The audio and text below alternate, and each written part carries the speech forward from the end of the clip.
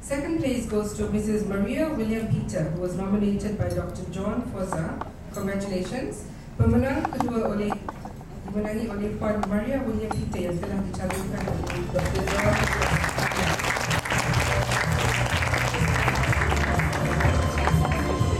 Thank you very much.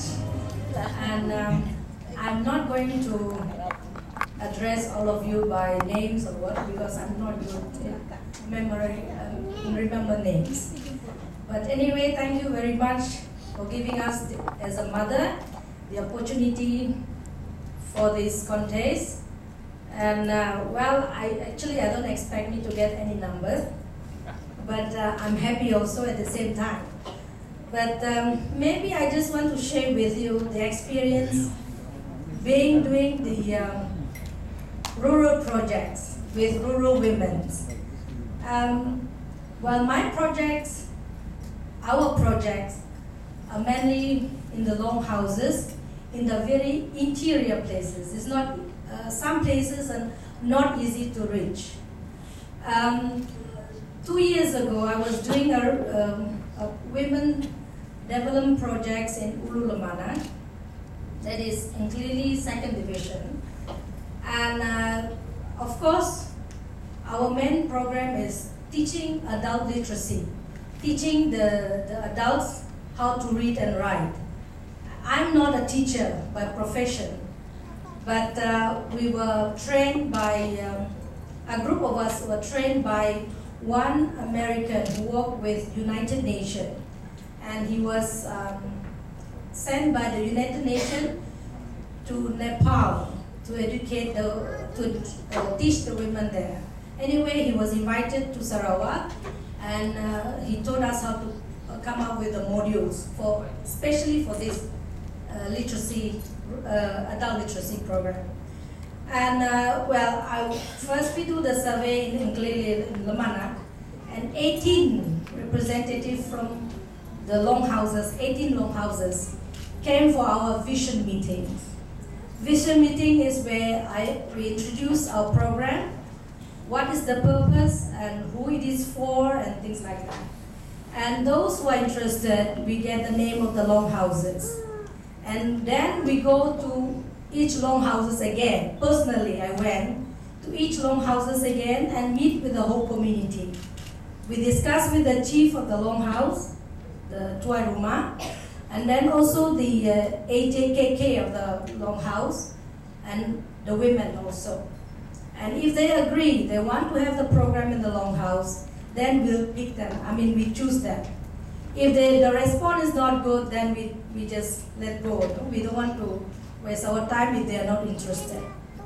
Anyway, the 18 long houses responded, and I did the training for the women. By the way, I'm the full-time project coordinator for the Society for the Advancement of Women and the Family Sarawak. That's our NGO, and also a trainer for them. And so anyway, this one long houses is very far. It took 7 hours to walk on foot. And that is from Kuching. From Kuching, I don't have a car, and our NGO is very, miskin, poor. We don't have any transport. So I took a public transport, or sometimes my husband, during weekend, he just sent me there and then he come back and I stay for another 2 weeks in long houses. So thank you to my husband. Well, you see this long house, from Kuching it takes about, to this place is about 5 hours by bus. And then you go into the boat, it takes about 3 hours to reach the long house. So it's 1 day journey. And from this long house, it become my center, and you are out of telephone and you are out of internet, and you become them. So, and from this community long house, the central one, from there I operate and go to other long houses, all by boat. And the longest one is about 6 hours sitting on the boat to reach the last long house. But because they all come for my vision meeting, and they want to join my program, so I have to go and see them. there's another longhouse that I'm going to share with you that I walked for 7 hours. This longhouse, you cannot go by river because the tide, it depends on the tide, you know, not the tide, sorry, raining days. Raining days you can go by boat. If dry season, you got to pull the boat. You don't sit on the boat, you pull the boat. Yeah? And normally I just join in the pulling, but I'm not really doing it anyway. I just carry myself on it. But so this longhouse, they came, and the first trip I made there, you see it's mountainous. You go up, you go down, you cross the stream. You know, and then you go up again, you go down, and cross. And I counted it. 25 times I crossed a small river, then I reached the longhouse. Yeah? So, I mean, by the time I reached the longhouse, I was so tired. And then when I meet with the community, my eyes was 3/4 closed. But I managed to talk, you know. But seeing those that they came together, is 200 people sitting in front of you, wanted to hear what you are saying. So then you forgot about your tiredness, you know. Until you want to lie down, you want to sleep. Next morning you couldn't get up because every part of the body got cramped. And I told them, I said that, do you have a small boat that I can sit on and you send me down home? There is no way. There's no boat even, you know? So I got to find my way back again the same way, another 7 hours walk down. Yeah? But then it takes about 1 week or 2 weeks, you know, you can feel the pain still there. But then when you see the faces of those who learn and who wants the program, you see the improvement, that become your inspiration. You forgot about your what do you call it? Your hardship. You enjoy the program. But this year we are having our program not so far from Kuching. It's about 3 hours from Kuching by public transport and also in Seriat.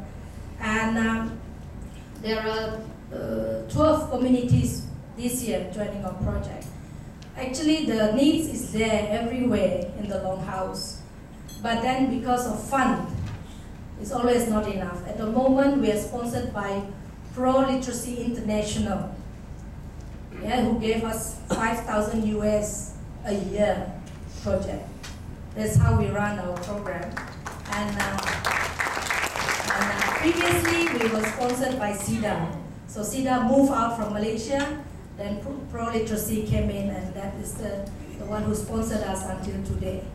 And well, our program is adult literacy program. We also have parenting program and also leadership training for those women in the longhouses. You know, they form a committee. We train them how they can function in the longhouse. You know, to carry on, plan their own activities, write their own minutes, apply their own fund to the local governments and things like that. That is our program, our training with them. And so I think that's about what I want to share with you. Thank you. Mrs. Mariam William Peters for your inspiring words. Terima kasih Puan Mariam William Peters.